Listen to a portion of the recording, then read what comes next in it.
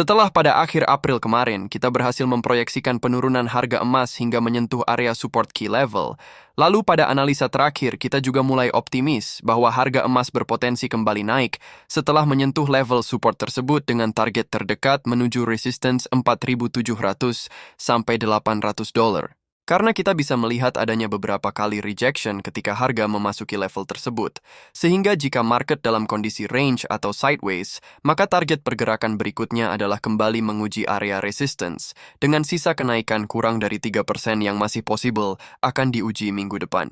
Penolakan dari area ini dapat membuat harga turun lebih dalam, namun jika terjadi penembusan, maka target berikutnya menuju $5.000.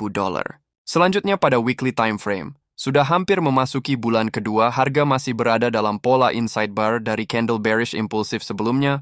Selama tidak ada penembusan dari range low, maka target maksimalnya akan menuju range high. Momentum ini juga didukung dari penutupan candle bullish kemarin yang berhasil memakan candle seller sebelumnya, yang nantinya dari sini masih berpeluang besar untuk membuat pengujian pada kedua area di atas.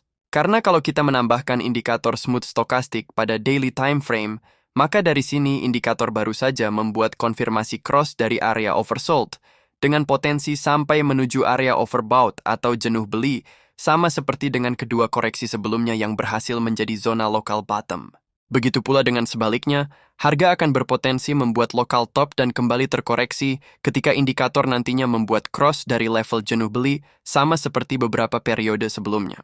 Selanjutnya, secara short term pada 2 hari kemarin, gold masih berada dalam tekanan di area resistance dengan potensi menguji area RBS di bawah sebelum perilisan data CPI pada hari Selasa, dengan proyeksi inflasi masih akan mengalami kenaikan imbas dari krisis energi akibat perang yang terjadi saat ini, sehingga jika hasilnya lebih tinggi dari ekspektasi, maka gold dapat kembali tertekan. Selanjutnya, news yang tidak kalah penting adalah pelantikan Kevin Warsh sebagai ketua The Fed yang baru pada tanggal 15 Mei nanti.